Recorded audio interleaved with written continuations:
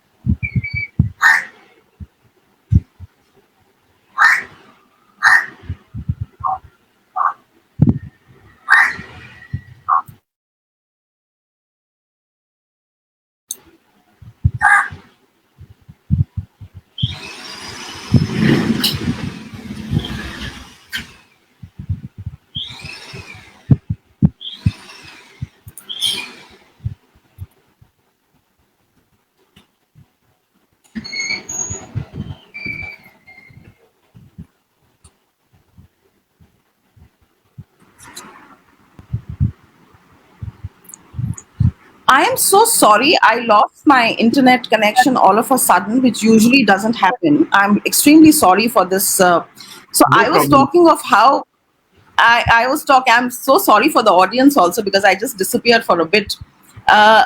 So I was talking of how we have get women of history for some reason over the course of time. So just allow me to give you a brief introduction of what Dida is all about. And it makes for a very, very interesting reading. Dida was a girl abandoned by her parents. Why? Because she was a disabled princess. Born with a initial disability, she had polio. But despite her inability and despite the abandonment by her family, she turned out to be the most feared warrior queen of.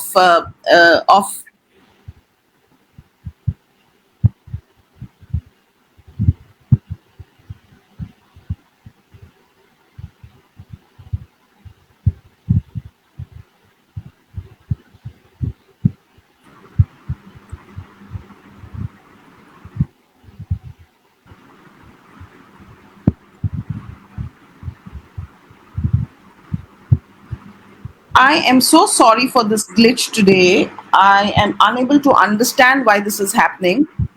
No, don't worry. It keeps on happening all the time. It's all right. Maybe you can have a mobile as a backup, mobile internet as a backup. If you're using broadband, it usually happens with the broadband.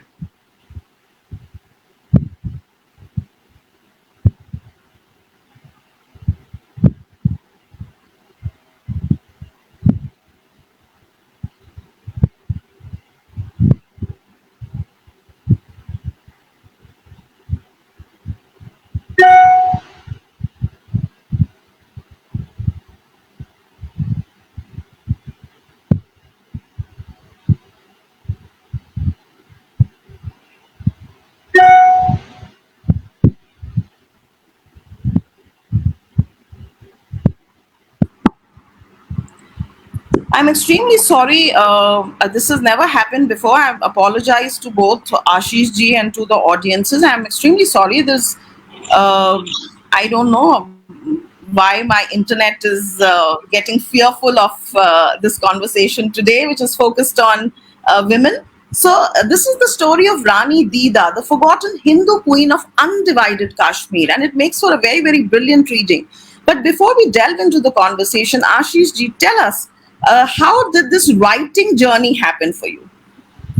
Mugdaji, writing in a way has been a part of my day-to-day work, the kind of work that I do. I kept that part of my part of me alive. I come from Kashmir. There is a certain legacy attached to being from the land that I come from, and it largely has stayed as an advocacy columnist. I keep on writing about various issues that are closer to me, and I'm also sort of very selfish in a way that I want a very safe habitat for my family. I want a very safe habitat for my society, and I believe those bits and pieces contribute to creating a safer country.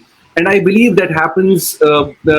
Sense of safety for my women. I have a daughter. I want a safe society for my daughter, and therefore I realize this society, this environment, this country can't be progressive unless and until we provide a safer, progressive habitat for our women.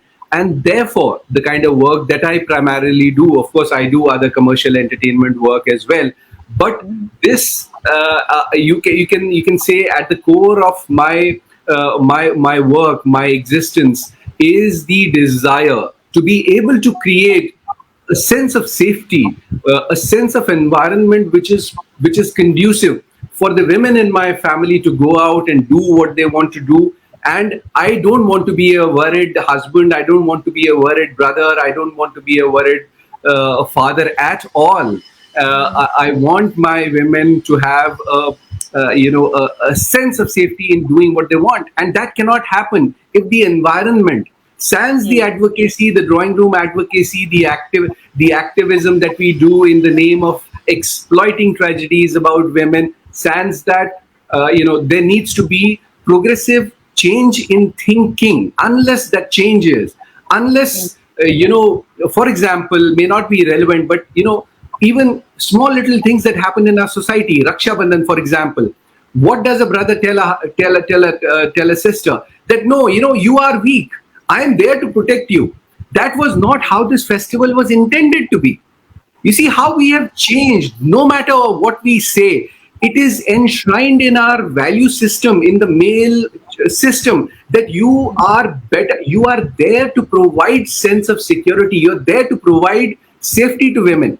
That's how, unfortunately, we have nurtured this whole society. That is wrong. The concept was, a great woman once tended to a god.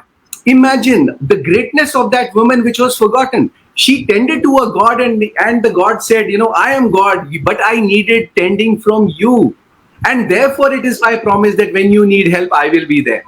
What have we converted that into? Oh, you are weak. You will always need help, and therefore I am going to be there.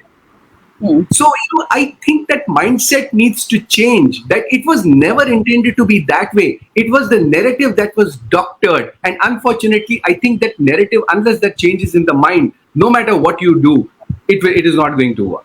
And therefore, at the core of my heart. Yeah. So it's very interesting and very heartening to hear, because we have a lot of men who have joined this session. I can see from the various pings. It's very nice, because charity begins at home, and mindset correction also should begin at home. Somebody has very rightly said that women are empowered. They don't need to be empowered. It is we need to see, we need to change our perspective to be able to see that women are empowered. So I think Ashish Kaulji has made a very, very right this thing. I have two interesting questions to ask you. uh, did this change in mindset happen because you have become a father of a daughter, or because you have very empowered women in terms of your mother and your maternal grandparents? Where does this influence come from? I grew up. I grew up in a very different society, and the people of my generation and the kind of people that for example, represent the breed of Kashmiris that had to leave, unfortunately, during the 90s and those fearful events of January 1990. So prior to that, and the world changed in next 24 to 48 hours. The world dramatically changed for most of us. And I would, when I started to work in Delhi, and that was the first brush of the so-called progressive society that we were told that exists outside the small bell called Kashmir. And I realized that it was so fearful for women to be women in at least in the north. And I honestly, I still think things haven't changed much. right now some poor woman must be harassed somewhere in on the buses of Delhi, or those areas. That's not the kind of society that I ever saw. I've grown up in an environment where women were always in control. Women were at the core of decision making, the societal decision making. What would happen in the society, that was largely left to the women, and that was unquestionable. That was unquestionable. That is what we have always seen. That women did not need to be told. They did not need to be schooled and doctored. They knew. And fortunately for me, I have always known women as scientists, as doctors, as administrators, as IAS officers. I have not known women, those abla nari kind of thing, that they were, with the padda and with the gungat, and, that can be told, go sit in the corner. I've never known those women. And I'm absolutely certain of the fact that people of my generation will tell you that they have neither seen women like that. And dare you treat women like that. That's something that I've never seen. That I had to unfortunately get into progressive India to see that kind of regressive behavior that we indulge in with women and trying to school them.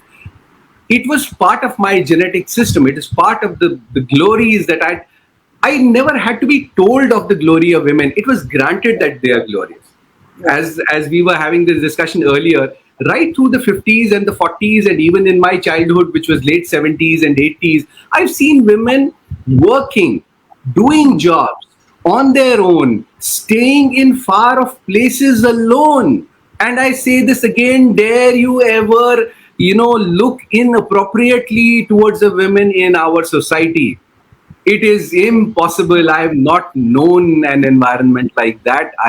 And I say this with regret, that I had to see the progressive, the dynamic part of the country to see how regressive we are towards women. And it starts from what you are schooled. And mostly for us, schools were not that progressive back then. Most of the schooling happened at home, and grandparents would take control of the kind of education you would get. And apart from education, they would supplement greatness into you by telling you about how things were in black and white. And it was never once upon a time. It was never like that. They would be so clear with their facts. And when I inherited the story of Stri Desh, which you mentioned along, and Didda is a part of Sri Desh. It was physics, chemistry, mathematics, and We'll come which to is that. why it prompted me to sort of continue that journey forward. Yeah. So Virginia Woolf has said something very interesting with aligns with what we are talking today. And she says, often the anonymous in history are women. Why do you think that happens? Because history was written by the victors, and most of the victors were warlords, or people who were leading destruction. And once the destruction was presided over, like when Mahmud Ghazni, when he plundered Somnath for the first time, and that was the fall of greatness of this once glorious country in the 10th century, and later on in the 11th century, towards the turn of 10th century, when Ghazni plundered Somnath, and he left his 5,000 so-called Marauders there to preside over the destruction that was unleashed upon Somnath, and that was the destruction that was carried forward by that kind of a mindset. And therefore, history was always written by people who wanted to set a certain narrative. And therefore, that narrative, the first thing that you do as a victor, what do you do? What is the battle that I'm fighting? It is the battle of the mindset. Change in the mindset. If you change the mindset, you don't need anything else. Everything else will fall in place. So it is always the mindset. And how does the mindset work? It works with touching upon things that are dear to you. Women in our society, why Stri Desh? Stri Desh was a name given to this country. This no country, no region, no geographical, no landmass in the world has the honor of being known as Stri Desh. It is enshrined in our textbooks that this was a land of greatness, which championed greatness through extraordinary people, minus the gender. I'm not talking about men or women. Greatness of people. And it is sheer destiny that some of the greatest people in the world that laid the bedrock of various development works ever were women of this country. Yeah. Imagine, that was the concept of Sri Desh. That, see, today, I come from a generation who used to go to ration shops, and public distribution system of India is the largest. As the administrative officer, you must be presiding over this in your day-to-day life. It is such a complicated system which we think today is easy, but imagine this country. Half the population in the world resides here. The kind of great public distribution mechanism it must be. We were always told that the British armies gifted it to us. Bullshit. Mm.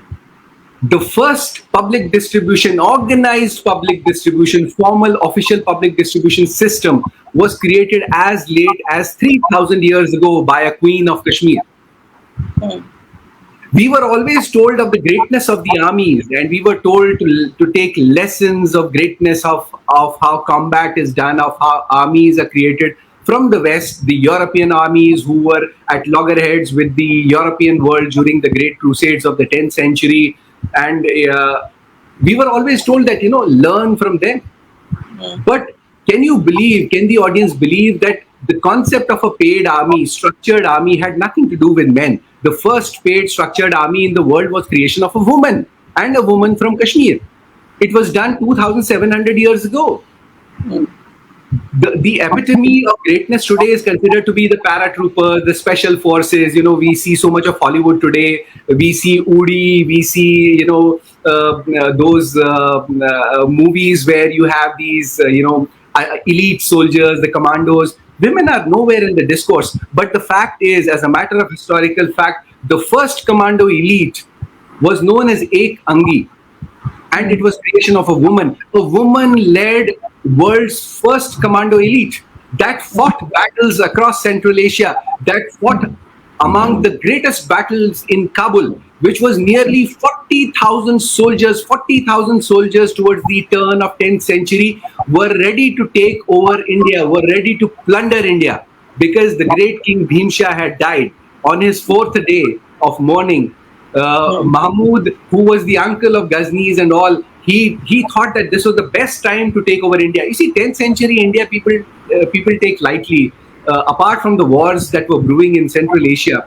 But this 10th century India is very critical. You know why? वो सोने की चिड़िया जो हम सुनते थे, that was the 10th century India. The 700 odd princely states always at loggerheads, but progressive, but dynamic, full of wealth. Was that सोने की चिड़िया was 10th century India.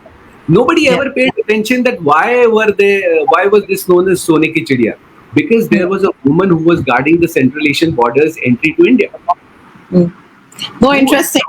At this point, let me also tell our audiences that if you think of Indian history, if you think of discourses, you will think of Vedacharyas who were doing Shastrarth, and that is also something that you speak about in Didda. That she met the Guru Abhinav Gupta by doing a Shastrarth with him, because that was the only way to enter, which also shows that women was not just courageous in terms of valor and bravery in leading armies, but they also had a lot of intellectual quotient, which is something which has not been explored. You go back to ancient Indian history and you find the likes of Uma doing discourse. You find, of course, we know of Sita, we know of Radha, we know of Draupadi. In more recent times, from Rajasthan, we know of Rani Padmavati. You go to Madhya Pradesh, and we have a very senior IS officer from the Rajasthan cadre who's written a very nice book on Rani Roopmati. Our own an officer's wife has written a book, Manjula Basinji, on Rani Padmavati. Then you have Rani Ahilyabai, who did so many reforms which continue till today. Of course, Rani Jhansi, Razia Sultan, we've not heard of Kittur Chennamma, Rani Durgavati, Rani Taravati, Rani Rudramma, Rani Mangalamma, all these great warrior, queens of India, and not just queens. Ira Mukhoti is a very discerning author, and she has come up with 2 books on heroines, powerful Indian women who behind the scenes did so much banking. Giving you this brief background, Ashish ji, I would like you to tell us, because you have also undertaken a project. Before I come to Didda and ask you about the nuances of Didda, and also ask you to read something from Didda, or allow me to read something from Didda, which I thought was very, very nicely written, very empowering about women. Tell us, what is your film Stree Desh about? And you talk of 13 women, and you have picked, after some research, these 13 women, all from Jammu and Kashmir, who have pioneered. And you very rightly said, because I am also Secretary Science and Technology, and National Book Trust of India has come up with a book which we gifted our women scientists on this Women's International Women's Day, to felicitate women in science, which is all about pioneering women in science. And it is no less than 400, 500 women, all from India. Absolutely fantastic work that has happened. So please tell us, because yours is a very geographically located kind of a research. Talk a little bit about what is Stree Desh about, and who are these 13 women, if you can name them for the benefit of our audiences, and what they have pioneered. Sure. Let me give you a brief of Sridesh, and then we'll come to Didda. Uh, Usually, what happens is, because most of the women were eradicated from the history as we go back to the time of Mahmud Ghazni. What happened with the historians who were allowed to, or who were mandated to write history? They were always allowed to write history, devoid your greatness. So today, like most of the West, still believe that most of us are living up on the trees, and it gets their shoes dirty to step foot on our soil. That's the kind of image. I've had discourses in London where people have told me, "How do you speak such English?" And I, unfortunately, I agonize. One of them, I said, "My forefathers taught you how to speak English." So that is, no matter what we say, even if you go right into the heart of fashion capitals in the world, they get surprised that when Indians have those iPhones there, and even a maid in houses will have now iPhones. It is beyond their comprehension to think of Indians outside the narrative that has been set, unfortunately championed by our own historians, because somebody had something at the end of the carrot. Anyway, that's not our discourse. So when we think of, first of all, when we think of Jammu and Kashmir, our narrative becomes very focused, and we think of Kashmir Valley the way we understand Valley today, which is just about 110 kilometers. No, in our discussion, in our discourse today, the Kingdom of Jammu and Kashmir was among the largest geographical regions in the northern hemisphere. It had its borders touching up to Gujarat, and on the other hand, it had its borders touching the Central Asian Kingdom of Afghanistan, which is now Afghanistan. So you're not talking about the kingdom that existed the way we see our map today. No, it was very different. And these women are not the women who would have championed setting up of hospitals or certain charities, or made a road, or fought for some reservation for women. No, these are Stree Desh women are not about that at all. What are Stree Desh women all about? The women of Stree Desh are these 13 women who created certain benchmarks which became the bedrock of socio-economic, cultural development movement of the entire world. So these are not the women to be restricted by. The greatness of Stree Desh was, today, the public distribution system of India is the largest in the world. It was started by a woman of Kashmir. The army of India today is the second largest army, the most disciplined army that you can ever have in the world. It was started by the whole concept of a paid army. In history, there is no concept of paid army till the time Rani Sugandha created the concept of a paid army. There is no concept of organized counterintelligence. Today we have the RAWs and the CIAs in the world. The first counterintelligence mechanism was created by a woman of this country, and they happen to be geographically from Kashmir. But it was a woman of this country who created a bedrock of counterintelligence, the commando force, the first bank. I mean, for God's sake, I was the business head of one of the largest conglomerates in the world, and I always told the world that banking came from the West. That is how ignorant I was. Until I figured out that 3,200 years ago, it was Rani Kalanika who created the concept of first cooperative bank out of the Sridan that she had. because there was a famine raging across the lands, and she thought that how will social development happen when there is no money?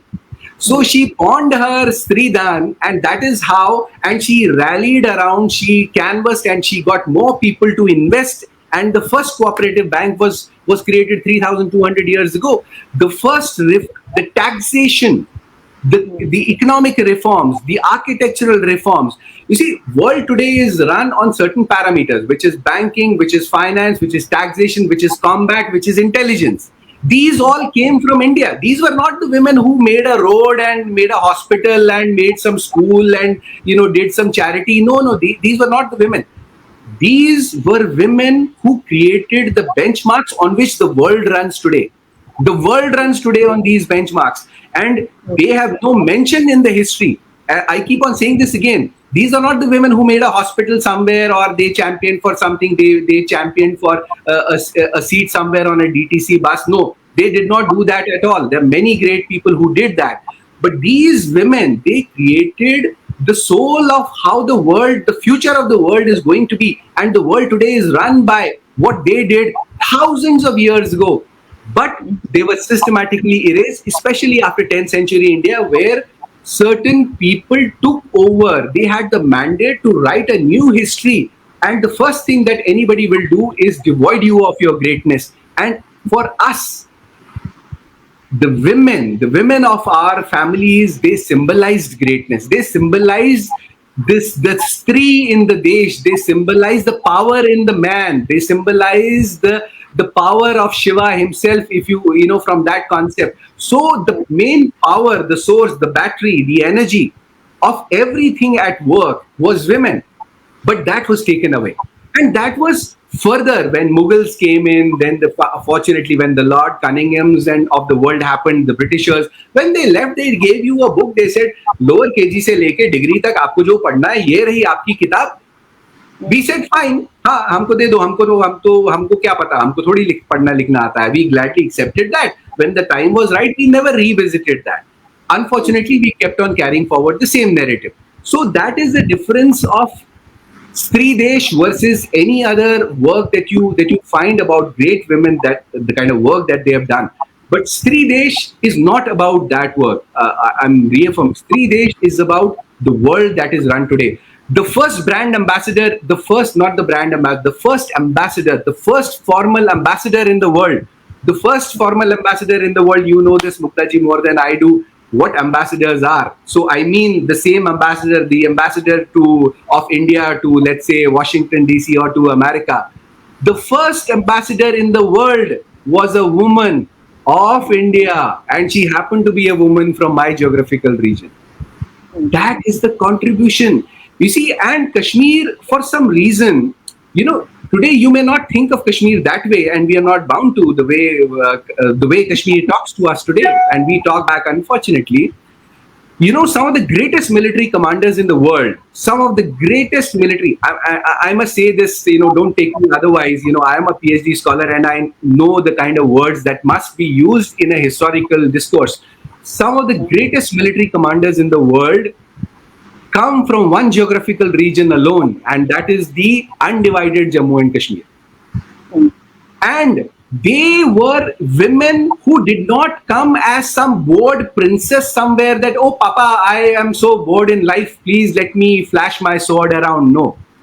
They were women who came from common middle class families, who came from normal, usual families. They enlisted in the army.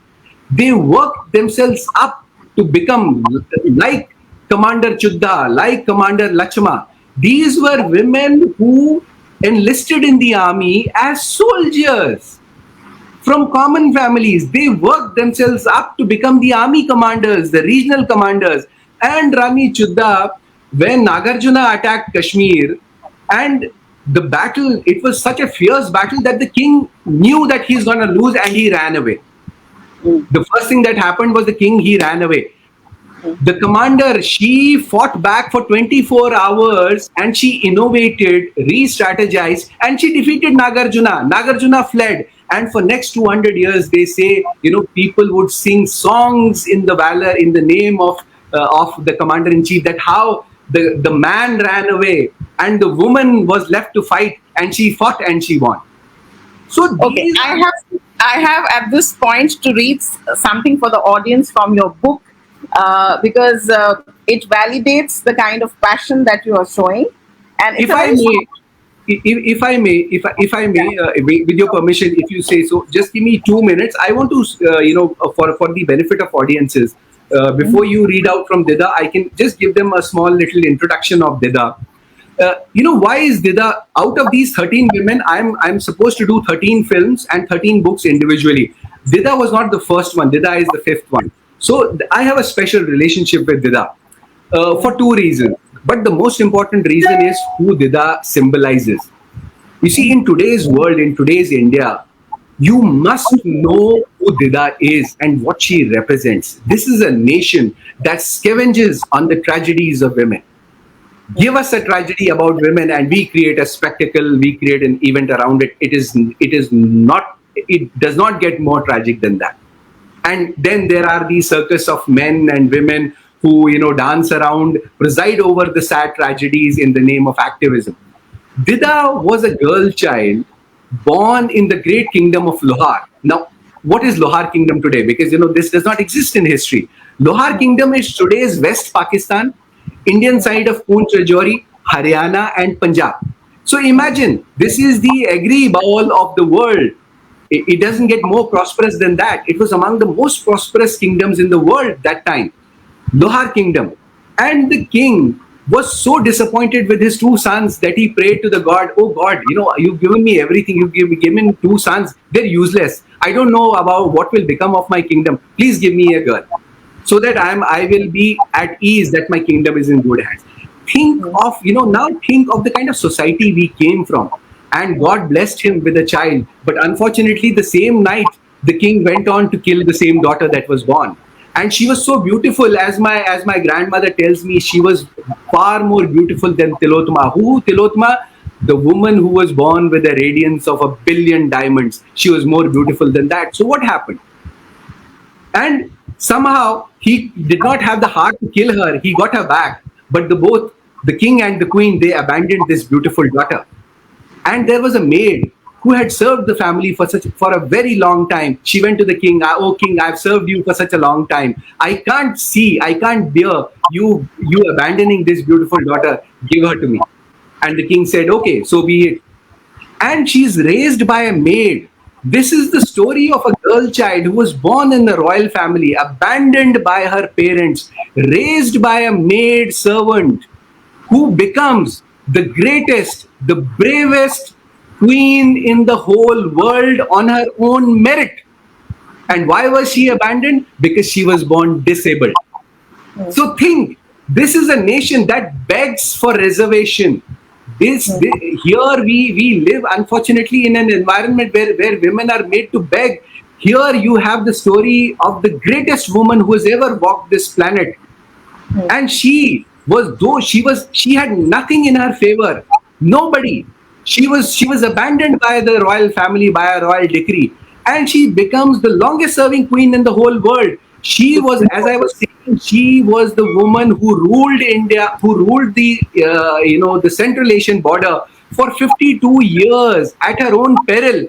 And she provided the safety and the security to 700 and old, filthy, rich kingdoms in this world who thought that India was Sone ki chidiya and nothing wrong can happen to us, not realizing that India was prosperous because there was a Langdi girl, there was a Langdi Rani, there was a woman who was abandoned by all, who was providing them that safety.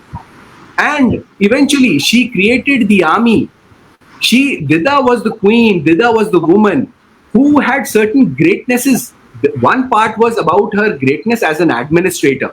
She provided 52 years of justice to the people of Kashmir, the kingdom of Kashmir, which eventually comprised of three kingdoms.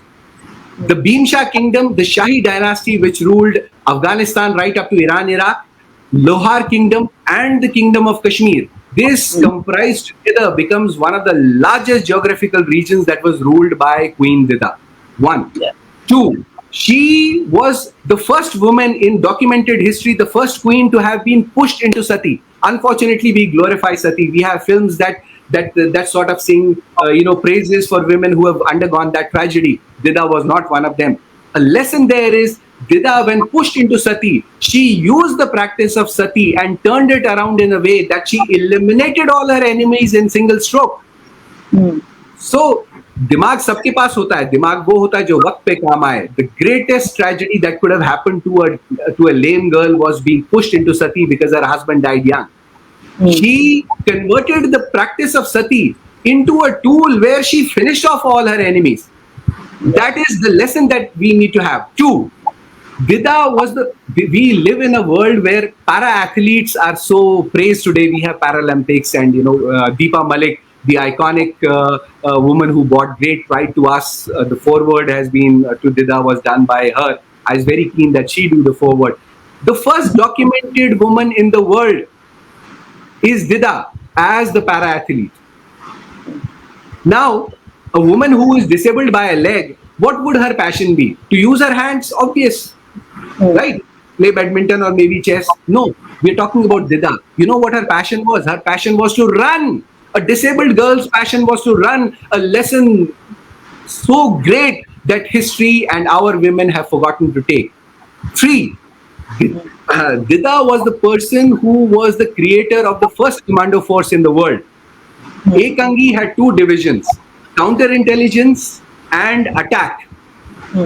This was done 1100 years ago. Ekangi, the concept of Ekangi was when your mind, body and weapon are in perfect alignment, you become a soldier who cannot be defeated. A concept that was borrowed by the Eastern kingdoms became samurais and much later. But imagine, the epitome of valor, bravery today is the commandos. It was creation of a woman. Men had nothing to do with that. Didda was the woman who created the frontier forces. Today we have ITBP and we have Mountain Division Forces. Who was the creator of that? History books would have taught us otherwise. But the fact is, it was all engineered, pioneered by Didda. And it was the army that was created by Didda. Have you ever read, we read possibly the same books, we were always told that Ghazni was so brutal that when he would enter the battlefield, greatest kings would run away. Susu nikal jata tha bade bade rajaon ka. But Mahmud Ghazni ran away from a battlefield twice on two occasions, two separate battles. And that was when he was facing the army led by Queen Didda. A disabled girl created a legacy so great, so unparalleled, that even the greatest warlord, till she was alive, could not attack India. It was after Didda was dead and gone, Ghazni plundered India. But till Didda was alive, he ran away twice from the battlefields on two different occasions. And the fourth one, it was Ghazni's relatives who attacked India in the dead of the night on the fateful day, the fourth day when King Bhim Shah passed away. And nearly 38,000 soldiers gathered on the borders of Kabul to attack India. Stage was set 1200 years ago. We know what Britishers and what others did to us in a journey of 300, 400 years ago. We are still reeling under the onslaught of British invasion in our minds. आज कोई suit pant पहनता है, अंग्रेजी बोलता है तो हमको लगता है वही भगवान है. हिंदी बोलने वाला, कुर्ता पजामा धोती पहनने वाला तो गधा है, बेवकूफ है. You know, it's a battle of, it's a mindset issue. Imagine what would have happened. 40,000 खतरनाक खूंखार योद्धा जिनका डे टू डे काम था मारकाट करना. They were all set to attack India because that is where the money was. That is where सोने की चिड़िया was. And the only difference was that these 40,000 odd soldiers had to go through one person, and that was a woman who was abandoned by everybody, whose parents thought that she was a harbinger of bad omen. वो लंगड़ी थी. 500 लोगों के साथ में उसने 40,000 लोगों का सामना किया. I am telling you, I am preempting that she won the war. A single disabled woman won the war against 40,000 people trained to kill and trample India overnight. Can you make a guess how much time she would have taken to win the war? We are a nuclear state today. Pakistan, Bangladesh, कभी-कभी नेपाल भी हमको आग दिखा देता है. Imagine in those days, 1100 years ago, how much time would have 501 people taken to defeat 40,000? Make a wild guess if you may. I made so many, I was wrong. So So Ashish, I really find that you have immense passion with which you are steering this project, and Dida has definitely, what, the mistake that we make in perceiving women is that we look at her physical attributes and compare her physical attributes to the strength of a man. So we are basically comparing apples to oranges, but we forget in understanding Dida. How I saw Dida when I read your book is that I find that she was a statesman, and adversity often brings out the best in all of us, provided we are ready to face the challenge. And I think that is what Dida exactly did. She used her brains in most occasions to fight very, very adversarial kind of situations that she was faced with. uh, we will also talk about what happened to her after her son got married. That is also something very interesting. Also tells us how we need to negotiate a sisterhood of women. Our fight, and this I'm saying because I'm a woman, and I can assure you that we need to build a sisterhood of women where we can support women for the right causes. That is very, very important. And I am going to pose a question to Ashish ji now. I don't want you to answer it because I'm going to read a paragraph and then want you to answer that question. And the question is, are you a feminist? Hold on to the thought. And for the benefit of the readers, I'm going to read out a para to tell you that this is the question that faced not just Dida, but this is a question that faces all women across centuries. And this is a question that needs to be answered. If in 10th century and even beyond that, see, if you look at, I've been a student of history, and I can tell you for sure that India had a good drainage system, a good sewage system from the time of the Harappan civilization, right? If you look at, because in Rajasthan, we have one very, very famous site called the Kalibanga. And I have had the good fortune of being the district collector of Hanumangarh, where the twin cities of Kalibanga and Pilibanga exist. And I can tell you from the discoveries that have been made by archaeologists that we were highly progressive. And not just us, but if you look at the very civilizations across the world, the Egyptian civilization, they made pyramids, the Chinese civilization, the Mesopotamian civilization, and even later the Incas and the Mayas which came. In terms of technology, in terms of scientific approach to doing things, we had granaries. The Mohenjo-daro and Harappan cities had granaries. And today, the midday meal that we are doing, or the food, because I've been secretary food earlier to this assignment, so I can tell you that we draw a lot from things that our ancestors have done. And this is how history is always evolving. We have to remain more progressive than the legacy that was left behind. But now, coming back to a very interesting paragraph, and this is because Narvahan was the prime minister in Dida's court. And unfortunately, because of proximity, after Shema Gupta, who was the husband of Dida, dies, the prime minister develops some kind of an affection towards Dida. And now this is what Dida is saying. But Narvahan, why do I have to prove myself every time? And this is Dida in the 10th century. And imagine, I think we all ask this question every time, even today in the 21st century. Is it because I am a woman? I never wanted to be a warrior. Nevertheless, I have had to fight and win every war. For if I lose, the same kingdom which takes pride in my victories shall criticize my womanhood because everyone believes that a woman is weak. This is a narrative. And I think, Ashish ji, you've really captured it very well, because to be a voice of a woman coming from a man becomes very, very interesting. Then she says, my courtiers conspire against me, for they do not want to be ruled by a woman. My enemies see me as an easy prey. They want both my kingdom and me.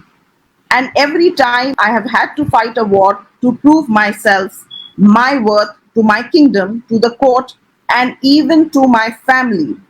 She took her head and with a sigh continued, they say that Shiva also needs Shakti to be complete. They worship Shakti, they worship Kali, and yet they still can't see me, a woman, rule over them. And I can tell you for sure that this is not just coming from Ashish Kaul voicing Didda's thoughts in the 10th century, but this is a reality even today in the 21st century, where if you are a beautiful woman with brains, or if you are somebody who has the tenacity to stand against causes, then people find it very, very difficult to accept you. So then the whole system of patriarchy becomes not just man versus women, but also outstanding women being criticized by both men and women. So, Ashish ji, my question to you: are you a feminist? I honestly don't know an answer to that. I'm just, Let's, as I said, I'm just set out to do what is right. Something that it is. If you were to put me these two words and choose between them, I would say till quite late in my life, I did not know the meaning of these two words. For me, this is something that happens naturally. I am so aghast that society, outside the society that I have known, which I find quite disconnected with, exists. It was you took a small town boy out of my habitat, and my whole world came crashing down because I never thought that women could be treated in this shabby way. And as I keep on saying, I've never known, and largely I think if you put me to the wall and say you are a feminist, I would say no. I'm just a person who is trying his best to correct history, who is trying to correct what is wrong in our society, because I believe the way to a nation's greatness goes through Shakti, which is represented by women. Now, that my culture takes the credit for that. Even, the concept of Shivratri that largely that Indians I see that all of us celebrate is the wedding of Shiva and Parvati. We don't do that. We don't do that. Uh, for us, Shivratri is the day of the great explosion in the universe, and which was largely then used by scientists to explain the Big Bang theory. That is what Shivratri is, and that is how the concept of the golden womb, and which was sort of how scientists earlier explained it, that there was a big explosion, and sort of out of that explosion the golden womb, which was described later on, came this part of universe that was unknown. So it was something like this. So this is how the universe explosion happened here, and there is a world out beyond this part that is not known to us, but the new world that is represented by this, a womb. This was known as the golden womb, and this is what Shivratri symbolizes to us. That was the concept of Shaivism, which was gifted by Abhinav Gupta to the whole world. So today, if you know Shaivism, that is the true feminism, that there is a body and there is the power that makes the body, but then does that make the body less purposeful? No. Do Kashmiri men, for example, so to say, have not represented greatness in their own fields? Yes, some of the greatest IAS officers, decision makers, thinkers, they all come from. My family has produced so many generals in the army, and do they lack valor? No. But it is the position of the women has been unchallenged in terms of their intellect. And it's so funny. Take one discourse that we have in Sanatan, Ramayana. What is that? It is a discourse between Shiv and Parvati. What is Mahabharat? It is a discourse between Shiv and Parvati. How could you take away women from the core of our own existence and put them in some burqa or in some parda somewhere? Not, the question is not whether they, what do they symbolize. There was a reason why they went into the backyard, but when the time was right, we never, for our own conveniences, we never gave them the rightful place. It is so easy to, even I know of government officers who get unfortunately wrong positions, because you don't expect a woman to be in that position. I've in my 30 years of service, I've seen all that. I wonder why. When I was with one of the conglomerates, I controlled a team, multi-locational, multicultural team of 128 direct reportees, and over 100 of them were women. So it's a question of mindset. I don't have to be told that women are great. I mean, I would laugh at you, or you as in, I mean, anybody who tells me women are great, and I feel so sorry for these activists who keep on telling ye reservation chahiye. I want to tell them, do you know there was a woman who was abandoned, who who had nothing, and she created, उसके सामने बड़े बड़े राजा नतमस्तक होते थे. When Didda's quote, So, they would say, Ashish, but my take on this is slightly different, though I agree with what you're saying. The point is that, in terms of our education, what has happened over the years that, fishes are getting compared to elephants, right? Like you have a comparison between apples and oranges. Not every woman, like a fish, will be able to swim in the water. Not every man, like an elephant, will be able to walk on the earth. What our education system, unfortunately, over the years has been doing, because there have been pressures on parenting earlier, our oral history through storytelling, through grandmothers, through grandparents, passed on from generation to generation, and that enabled the older generation to have a connect with the younger generation, to inspire them through stories. Why I'm talking of stories today is because, dealing with science and technology, I realized that, society is able to better appreciate scientists when their science research gets converted into stories. Today, we are talking of Dida only because somebody has managed to write a story which can be read by people.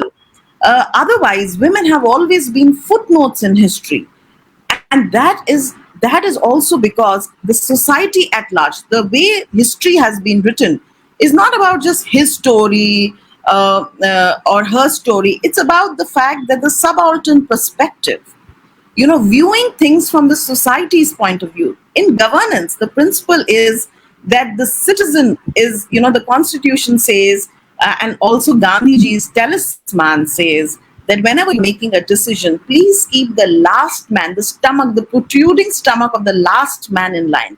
So, what has happened in the hagiography, in history writing, that society is concerned, the socio-economic, the cultural, the civilizational history uh, uh, did not get written, because the history that we were writing was chronological history of wars. Even as a child, I remember, while taking the UPSC also, I remember that the focus was on dates, on which king fought which war, rather than the impact of things, the statesman like quality. And I think that is where Dida fits in. For the benefit of the audiences, I am going to ask you two questions.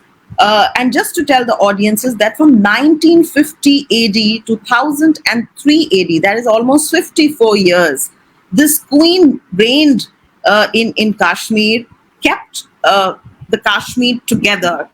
And also, Ashish ji, this is for you to answer. Why did the queen need to work so hard?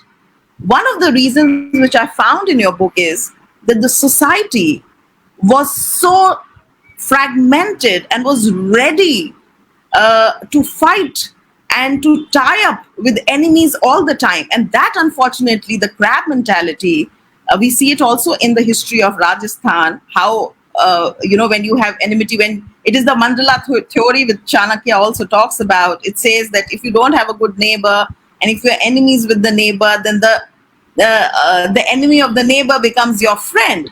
So I think something like that has always been happening in society, making people at the helm of affairs, work extra hard, because somewhere the cohesiveness, the harmony that needs to be built in society is lacking, and that is why one man, be it Gandhiji, be it Dida, has to rise up and say, "Hello, if we are not harmonized, we can't fight the British. If we are not together, then we cannot fight the intruders." And I think harmony in society is something very, very important, because all through Dida's life story, and I want you to comment on this, uh, how how does a ruler hold the social fabric together? Because the moment there is a problem in the social fabric, of Dida's kingdom, then Dida has to work extra hard to ward off intruders because her own relatives are ready to take advantage. So speak a little bit about how Dida was able to bring about the harmony, how Dida, when she was not on the seat of power, was able talk a little about that episode in Dida's life. Okay. Uh, just a step in time. It took me about 7 years, almost 6 to 7 years, to just validate and structure the story of Didda together. It took me across Central Asia, not that I haven't been there, but to validate certain facts. Here, you know what interesting is, before I come to what you wanted me to, I believe these stories must be a part of formal education, and the endeavor has been that I've been fighting with the decision makers to introduce these books into curriculum. You see, the problem is no matter what you say, people step out of a discourse and they forget about it. It is the formal education that stays with you. And unfortunately, the kind of system that we have, it is largely you are ingrained to carry forward your formal education. Unless and until I was telling one of the guys today, you know, you don't have a problem in teaching Merchant of the Venice, you don't have a problem in teaching Tempest, and you don't have a problem in teaching Rape of the Lock. Why do you have a problem in teaching, introducing formal education which is built around the stories of Sri Desh? They keep on saying, "हाँ करेंगे, ये करना चाहिए." Everybody says करना चाहिए, करता कोई नहीं है. Like Didda, it is categorized as historical, non-fiction. Why, if we can introduce so much of prose, poetry, literature into our formal education, not Didda or the likes of Didda, why? As a decision maker, it has baffled me that why are we so, when it comes to women, our heart begins to, really pound that much harder. That is wrong. That needs to be corrected. That needs to be corrected. One. Two, with Didda, you see, those women were, you actually could find a man who has not been to school. It was very difficult to find a woman and destined to be an administrator not going to school. All of them were extremely great scholars from the University of Sharda Vidyapith, which was the first formal university where all the kings and the queens in that time went to receive their formal education, because that was the only institution in the world that would provide a formal degree, diploma, certificate to anybody, to the students of that university. So all of them, sort of, when I say a warrior, they were all very fluent with physics, chemistry, mathematics, economics, philosophy, as they were with the word of the sword. They were all really brilliant with the ways of how the world works. Now, the problem is always that in certain geographical regions where kingdoms are always on the brink of war, and Kashmir traditionally, the undivided Kashmir has been always been at the sort of what has been brewing is civil unrest, because money was not the way money should have been in the kingdom. It was largely, we think of Kashmir as a very prosperous thing, but no, it is land which has very high water table, therefore prone to flooding, and wherever there is flooding, it is prone to famines, long-term famines as well. So therefore, the kingdom was always on the brink of disaster. And when you have kingdoms like that, they always have ample scope for injustice, corruption, and kingdoms in the northern territory, anywhere else who have that kind of a fate, are always at loggerheads with the administration because there is no justice. Didda was the first queen who brought in those 52 years of transparency and presence of justice. Great administration is about presence of justice, perceived sense of justice, कि मैं आवाज करूंगा, मेरे साथ में न्याय होगा. That was for the first time in those 52 years, not before that, not after that. Only those 52 years where Didda was considered to be so hot-tempered, and they would say, it is said that Didda ke Raj mein kabhi bhi kuch bhi ho sakta tha. It was like, one of those countries which has no constitution at all. So the word of mouth becomes the constitution of the day. That is how strong she was. But who kept her in power? She could not have done it alone. I mean, she was not some Bahubali or a fictional character who could have fought 20 men descending on her together. No, it was the people who kept her in the throne because they believed that she represents justice.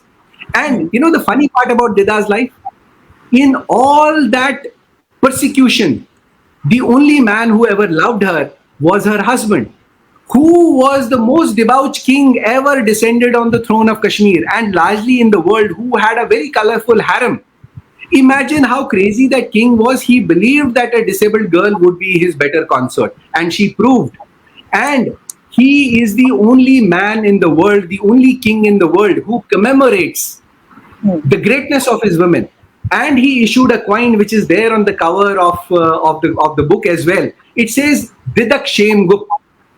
Hmm. He was the king who said, I should be known by the first name of my woman. These are incredible stories that are not there in our history books. These are the lessons that there is no harm in accepting a woman's greatness. You see where the problem is. The problem is that when I was a group president of one of the largest conglomerate, there was a journalist who came home and she was aghast that how do I pick up my own plate and wash it and keep it where it should be? That is how my father is. That is how my grandfather was. They had never hesitated in taking their plates, washing it, and keeping it there where it belonged. So the problem in our society is there is so much of chip and the dust on our shoulders. We believe that this is not something that we should do, and this is what something is to be done by somebody else. That needs to change. Shem Gupta sets an example that my greatness, I was not a great king. I was not born for greatness. It is my queen who was meant for greatness. She has proved that she is great. And therefore, I have no problem in being known as my wife's husband. So Didak Shem Gupta is what that coin. हम लोग कितनी coins को stamps को celebrate करते हैं ना? क्या हमने कभी इस चीज को celebrate किया? Such men also need to be celebrated. While Shem Gupta was the most debauched king in the history, but he was a great, honest man who believed that his wife was better than him, and he commemorated that. He issued that in the history by issuing a coin. Yeah, they're absolutely right. So, our civil servant, senior civil servant, Devendra Dodawat says something very nice, and I totally believe in what you are saying. He says, history of any part of time cannot cancel the history of any other part of time. I totally agree with you. While it is very necessary to bring out the stories of women in myth and history, in science and in literature from a country, but we must also, because the best part of our Indian civilizational culture, if I can say, is Vasudeva Kutumbakam. We were global citizens even before globalization occurred in the world. And our template of globalization is based on acceptability. We accept people, we accept other people who are greater than us, we accept with humbleness the fact that we have done something, we remain modest in our achievement, we treasure our oral histories, we do storytelling about women, but those are not from the point of view of conflict. It is not oppositional. It is not saying that if a woman is great, the man has to be necessarily weak, or if a man is strong, a woman has to be necessarily weak. It is not like that. It is not oppositional. It is about creating harmony. It is about recognition of talent, because in a land where Shiva is worshipped, Shiva has given us, because he is the oldest yogi, a dancer, a male dancer. We have to remember that he's Natraj. He has given us the concept of harmony, and how that harmony works is that he talks of the Ardh Nareshwar concept, which basically means that there is a yin and yang present. A man can also have feminine quality, a woman can also have masculine quality. It is the destiny of what we are here to do that is very, very important, how we do it. And please don't judge women on the basis of their physical characters or physical capability. There's so much of body shaming that happens today, and not just the concept of Divya Jan, as we called our disabled or physically challenged. There's so much of mentally challenged people, and we talk of mental health issues post Corona. So the point is, please do not judge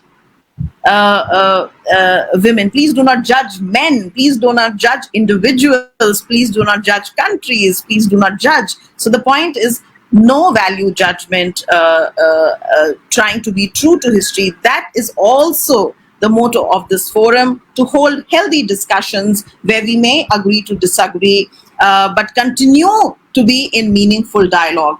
I also want to ask you, recently I read a book. Unfortunately, I'm forgetting the name of a writer again, from I think it was Neerja Ji from Kashmir. She has written about some of the greatest women poets of Kashmir, be it Rani Bhavani or Haba Khatun or Lal Ded. And she's come up with some very, very interesting observations of their difficult life journeys. Uh, uh, Tell us something, and this probably will be my last question, and then I'll move on to the audience question if there are any. What are you planning to do next? What is the next book out of the 13 that you're planning to bring out, so that our audiences can look forward to reading what comes out from the pen of Sri Ashish Kaul? Uh, yes, one important thing that I wanted to leave with the audience is that if you believe that we're talking about Didda, the woman who built a narrative about Akhandata of this country and the kind of benchmarks that Didda represents today. But can you believe now, and hear me loud, that there's a historian who created a certain narrative about Didda? And do you know what that narrative was? The formal official narrative that existed before my narrative was Didda was a characterless woman. Didda was as good as a prostitute. That her chamber was open to any man who could come and please her.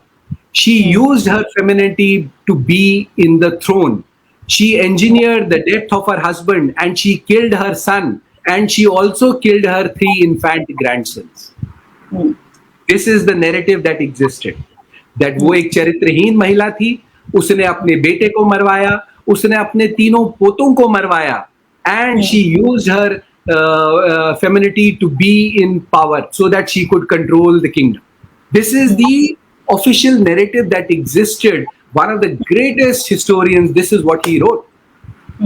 And this is the history even in the Kashmiri community. This is what was the popular known perspective of this great woman, that agar wo Character assassination has always happened with women, and especially if women are famous. That is what you call a hazard of being in public spaces. I want you to answer that question now that you've raised it. Why does this character assassination not happen for men? Why does Shame Gupta not get to be shamed? Although I don't want this whole concept of shaming. I don't believe in shaming, because as individuals, we all have a right to dignity of life, to quality of life, to be respected for who we are. But women are usually at the brunt. And I think somebody has very nicely said something, that if men criticize women, it is because they can't compete with her, and they can't have her. And women criticize women, and we've seen it, and also in the history of Didda, how the daughter-in-law of Didda, despite the fact that Didda had the best of intentions towards her, her own daughter-in-law throws out a queen who had saved her husband time and again, and who had the best of intentions towards her grandson. And that is also a narrative that runs, where the mother-in-law and the daughter-in-law are not able to get together in harmony, and the brunt of the whole, the problem that happens in the households, and we come to hear of it, has to be borne by the son or the husband. So that is also a narrative that happens. How do you think, by writing these kind of stories, one, you are definitely motivating women all across, that yes, despite any kind of disability that you have, be it physical disability, be it disability of emotions, be it disability of your mind, you can still make a mark, you can still be successful, you can still live your life. But tell us something about how, because harmony is built in society only when, diversity and inclusion happens. And inclusion basically means that there is diversity. So how can you bring this unity in diversity through the stories that you tell? What is the message that you want to leave to society by your craft of storytelling, by your research, by your films? Because society is not just about women. We are only half the world. There are men also, and I would want to acknowledge all the men in the audiences apart from the women. So, how do you build that harmony in homes, in society? What is your message for society through the craft of storytelling that you do? So, as you said, half the population in the world is women. So we can't be unfair to them. So it is Yes. not the other way around. It is this way that half of this population in the world is women. And are we fair to them? No, we are not fair to them. Has been our own system fair to them? No, the system has not been fair to them. How will it be corrected? By introducing equality. This gender equality or the harmony has to be, unfortunately, the kind of formal education that we receive, it has to be a part of our formal education. And therefore my request to all the decision makers is that these stories should be a part of our formal education. Unless they are part of our formal education, we will always be at the loggerheads of and borderline activism, which does not get you anywhere. Activism does not get you anywhere unless there is political or administrative will. So I request you, I implore you as a decision maker to facilitate that these stories, we will always, you see, activism, unfortunately, around women, it has become a job. I really hate that part of it. It doesn't get you anywhere because I understand if it gets you anywhere, आपकी दुकान बंद हो जाती है. दुकान बंद कीजिए. दुकान से मतलब नहीं होना चाहिए. Action होना चाहिए. This is the time when the youngest country in the world needs fairness towards half the population that exists in this country. We owe it to them. They don't deserve it. We owe it to them. It was their rightful place. Restore their rightful place to them. Give them that space. Don't raise your sons. It is a request to all the mothers, or what I do is a way to communicate with the mothers. Don't tell your sons that you need to protect women, or what you're telling your sons is women are weak and they need your protection. It all starts from there. It all starts from mothers raising their children and telling them who is superior and who needs protection. Don't create a zoo around women and then preside over that zoo that these women, ये बेचारी औरतें, इनको protection चाहिए. अरे किससे protection चाहिए? तुम्ही से तो प्रोटेक्शन चाहिए और तुम्ही ने zoo में बना दिया. And somehow I feel so sorry. Women are very happy reassigned to that zoo kind of an environment where people are fighting कि इनको DTC बस में एक सीट दे दो जी, इनके लिए सेपरेट क्यू दे दो. Take a cue from, if any, take a cue from the greatness of the women that exist in our society and make them these stories as a part of our education. देखिए हमने क्या सीखा? हमने सीखा Shivaji Maharaj great है, हमने सीखा Gandhi great है, हमने सीखा नेहरू ग्रेट है, हमने सीखा XYZ ग्रेट है. क्या हमने ये क्यों नहीं सीखा कि दिदा ग्रेट है? हमने ये क्यों नहीं सीखा कि कल्हनिका ग्रेट है? हमने ये क्यों नहीं सीखा कि कमांडर चुद्धा, कमांडर लक्ष्मा ग्रेट है? हमने ये क्यों नहीं सीखा? ये हमको दिक्कत यहीं पे आती है कि हमको ये चीजें आप फॉर्मल एजुकेशन के दायरे से जब बाहर जाके सिखाएंगे, there is always a barrier. You see this education, because it is not a part of your marks regime, there will be a natural, आप सुनोगे, you will get excited for a while. When the session is over, everybody goes back to the same history book कि जो पढ़ा है उसी को पढ़ के तो पास होना है. So the problem lies there. The root cause is somewhere else. Root cause is allowing this to be a part of your day-to-day life. जब तक देखिए appraisal system, आपका एक मातहत, एक subordinate, एक आपका colleague आपकी बात क्यों सुनता है? He knows at the end of the year, the appraisal lies in your hands, right? वो तभी आपकी बात सुनता है. अगर आप वो appraisal को निकाल दें बाहर, वो probably आपकी बात नहीं सुनेगा. Every man, every person is free to express his own work in his own way, which you may not like, but you can't control that. And you will create a society which is always at loggerheads. So unless this becomes a part of formal education, and therefore will be the first step towards creating a harmonious, a balanced society. किसके favour में?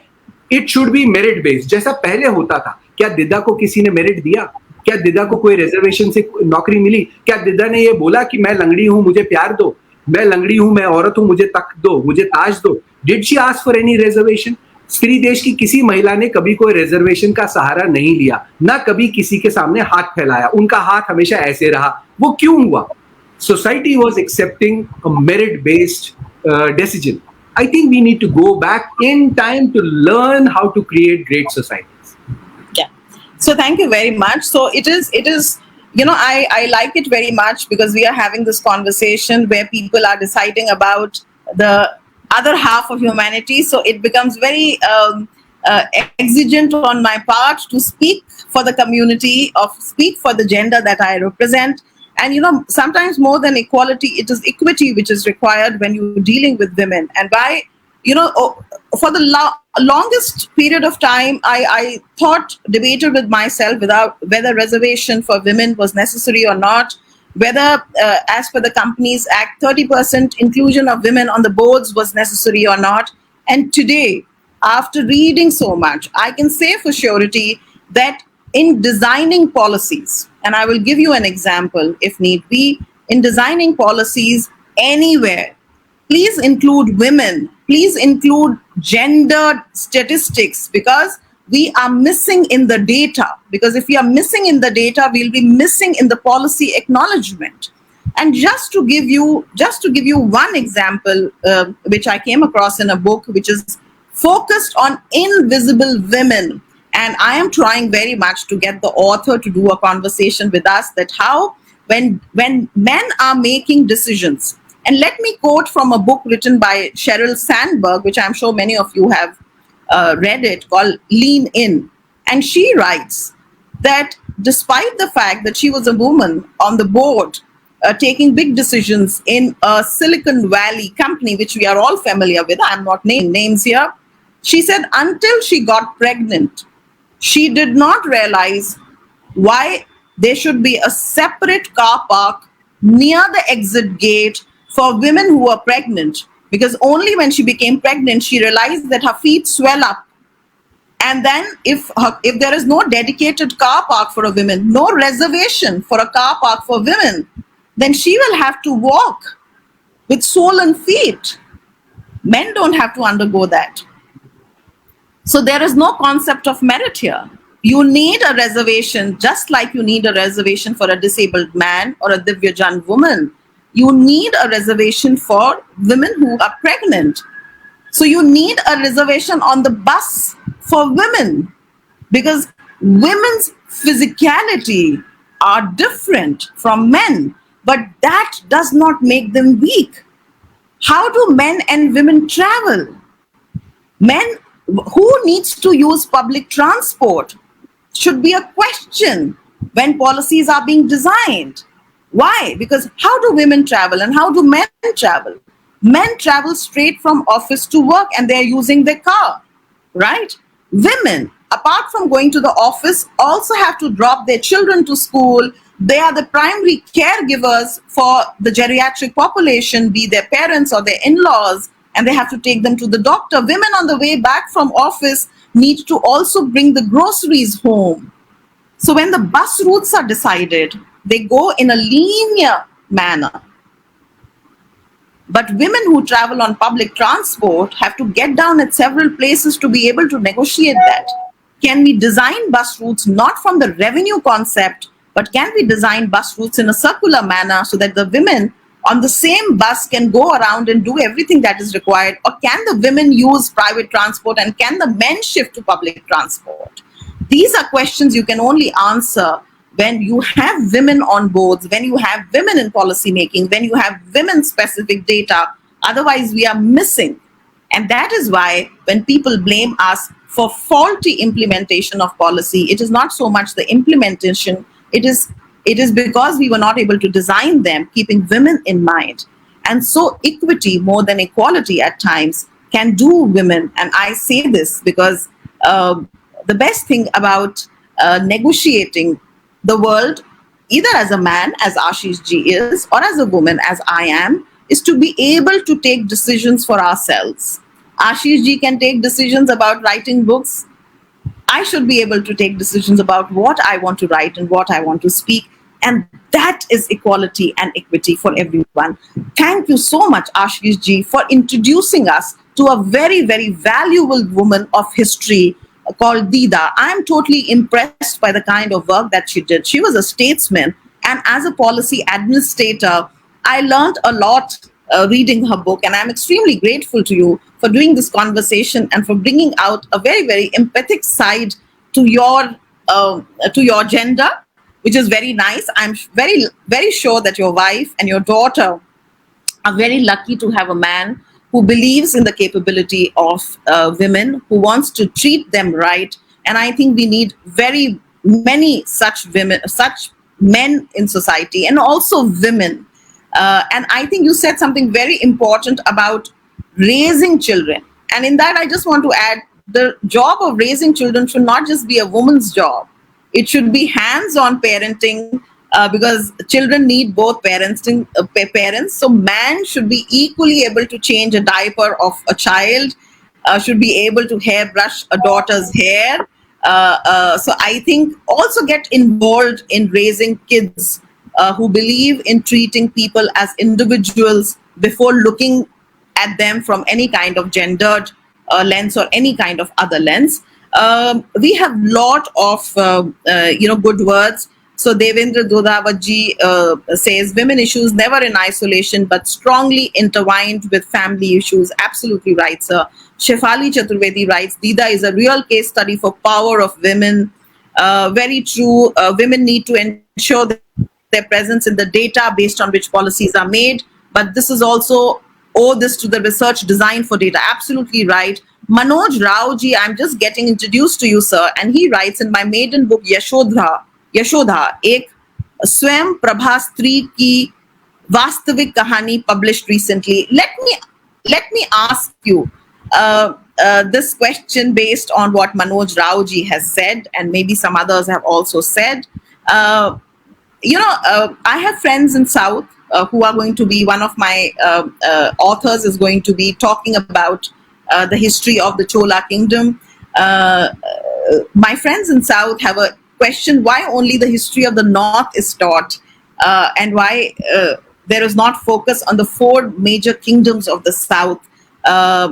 They get left out. I have a feeling, and this is my understanding, and Ashish ji, you please add on to this if you want to, that, in the limited time that we have, I think focus should be on teaching the local narrative. And in fact, today only I got a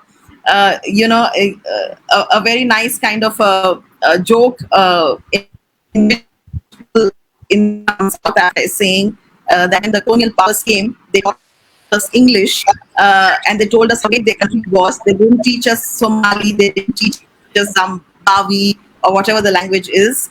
And then when we all, looking at the greatness of the country, went to Great Britain to find jobs, they said, why did you migrate to a country? Go back to your country. So he says that because you spoke so much about the greatness of the country, we are here. If you had only taught us Hindi or Japanese or Chinese, maybe we would have gone to those countries. So it is your fault that you are migrating to your country today. So maybe the focus on, as Ashish ji, you very rightly said, you have spoken about 13 Indian women, all from Jammu Kashmir. Maybe in the local histories, those should be taught. Oral history should be really, really preserved and written. And so all people who are writing books on women scientists, women literature, and also for the benefit of the people, I want to tell you that anybody who's aspiring to be a writer, the Ministry of Culture, Government of India, is floated a scheme which is run by the National Book Trust called the PM Yuva Yojana for budding writers. So anybody who's watching the program today wants to be a budding writer, let me tell you, 2 budding writers from Rajasthan have been selected. And very soon, the National Book Trust of India is going to do a mega book exhibition in Jaipur in the next month. And we will be happy to speak to writers who want to write about women in science from Rajasthan, or women in myth and history from Rajasthan. We will give you those skills. There will be mentors who will come and mentor you so that many more missing women who are just statistics in history can come alive, just like Ashish ji has done for the 13 women as part of the Sri Desh. I thought I should leave this important information with you. So, Ashish ji, answering Manoj Rao's question, uh, how do you think we can include this, given the fact that children have not just history but whole plethora of subjects to study? How can we bring such stories as part of the curriculum, or even if it's not part of curriculum, maybe as part of reading, which happens because in an age where people are not reading, how do you tell them to read more? What are your thoughts on that? Three things here. One, the first question that it it is incorrect. I feel that North history is more important because I do not know. There is nothing in North history about any North Indian. The history that is taught, which people, which this question sort of it tries to portray that in the book that there is Northern history. There is no in none of the history books ever. I am also a history major. I did my graduation in history. So there is no northern figure in history books unless you confuse an Aurangzeb or the Mughals as part of northern Indian history, which is not. These are outsiders.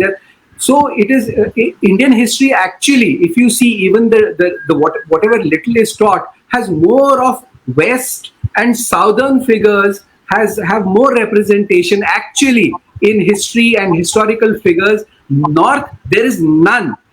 You may have a Rani Jhansi, a Chhatrapati Maharaj, but they are not from North. They are from central and western part of the country. So North there is none. There's no historical figure, no great figure from North that emerges in our formal education. It is a fallacy. It is not correct. We have more formal figures introduced into our formal education which are from the southern part of the country and the western part of the country. North has none. North only has invaders and other kings who have come and ruled us, but no native figures in history books ever. That is one.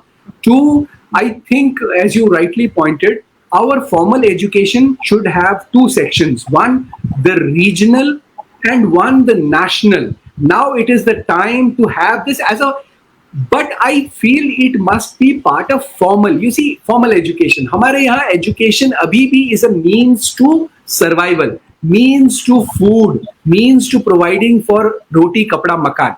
So therefore, you have to understand that a child will only pay that much attention to assimilating this information if it is relevant to him. You have to make it relevant to him. Three, history does not have to be as drab as the history books that we read. No, we have to understand this is the youngest nation in the world, poised to remain like that for a very long time, and they are not the people. You see, what will go like the point was when Didda opens the first one page is is an incident which is a dream sequence, which is the dream that King Shemgupta always has. Now, if you read that, if it was technically written as a chronological history, it would be so boring. So I think we need to open our minds that the same thing can be written in a more creative way. Now, I am not a formally trained writer. I'm not. I just approach it that my audience is young. I want a 19-year-old, 20-year-old person to be my reader, not 50 plus. And therefore, these people need some interesting way because, as you rightly said, and which is a fact that the habit of reading, our education system does not allow any scope for the joy of reading. That has gone away. That is destroyed entirely. And therefore, to bring that back, you need to dramatically break the new ground and allow for newer expressive ways to present the same facts and figures. Yes. So that's very interesting, and we come full circle with this answer because it basically means that the oral histories about our culture, people, need to be preserved through storytelling, and it is through storytelling that we can have many more people understand history, because history can be drab at many times, but stories can be remembered and can be passed on, can be inspirational, can be motivational. Ashish ji, we thank you very much for holding this very, very wonderful discussion, for inspiring women talking about women and telling us that a camaraderie can be built based on a due respect and reverence for women. So we are not just devis, and we want to clarify. आप हमें पूछते तो हैं, हमें real life में भी सम्मान दीजिए. Not just because we are women, because we deserve it, because as individuals, men and women, when we interact with each other, a certain aspect of respect and honor and regard and acceptability shows our upbringing up. So I would like to respect everybody who have given their valuable time. And in that regard, I would like to thank Ashish Kaul ji for doing this conversation, for being absolutely candid and being so very passionate and compassionate towards women. You're very lucky, I must say. I must really compliment your wife and your daughter. I'm sure, you know, they have what every woman would want in their house, to have a man who not just respects women but understands them and wants to valorize them. Thank you for writing, Didda. Thank you for introducing us to 13 other women, and we definitely like to read about the others that you have written. More power to your pen, sir. Thank you very much to all the lovely audiences who've been here. We necessarily need not agree on everything that has been spoken on the platform. You might continue to have your views, but the greatness and why I will respect you and why you will respect me is that I will value and listen to what you have to say, and you will also value and listen. And that is how, through meaningful discussion, we will be able to hold this conversation together and learn from each other through these meaningful dialogues. Because this platform, the idea of this platform, and we've running this for the last 4 years, is to bridge the gap, even if that gap is of perception between the civil servants and the civil society, because we want you to believe that governance cannot happen in one-sided way. Governance is a partnership, very solid and stable and consistent partnership, which is based on trust and respect between the civil servants and the civil society. So with these words, thank you very much for being on this platform. And I would request my team to show us the creative for the next talk that we have, so that our audiences are able to note it. So this is a talk that we are having in live. This is going to be held in the Ashok Club. And this is a memoir of one of our finest officers, a civil servant of the 1953 batch of Rajasthan, called Shri M.M.K. Wali. It is quite by coincidence that Ashish ji is from Kashmir, and Wali Sahab ji, who got Rajasthan card, was also from Kashmir. Unfortunately, we lost him in 2019. But this is a memoir which is being brought to you by Shri Ajay Singha, who also runs the book club, has edited this along with Dr. Charu Wali Khanna, who's the daughter of Mr. M.M.K. Wali. So I am inviting everybody who is in Rajasthan, who's transiting, to please make time for this very interesting discussion, which is going to take place on the 2nd of April 2022. It's a Saturday at 5 p.m. and it's a live event at the Ashok Club at Jaipur. The book is called Motivated by Life, Undaunted by Strife. So there is some continuation of Kashmir happening on my platform, quite by serendipity. So we discussed Didda, the warrior queen from Kashmir, and we are going to talk about a very interesting life and times of Shri M.M.K. Wali, who incidentally was also the Lieutenant General of Delhi, Lieutenant Governor of Delhi. So we will speak more about his life and times as a civil servant and administrator. So thank you very much, Ashish ji, for being here today. Love the discussion, a very provocative and thought-provoking discussion, and hope we are able to assimilate the common women who, with their extraordinary works, became uncommon and are remembered by history. In fact, made history. Thank you very much, and very good afternoon to all the audiences who have joined us. Last words, Ashish ji, you can say a bye to the audiences.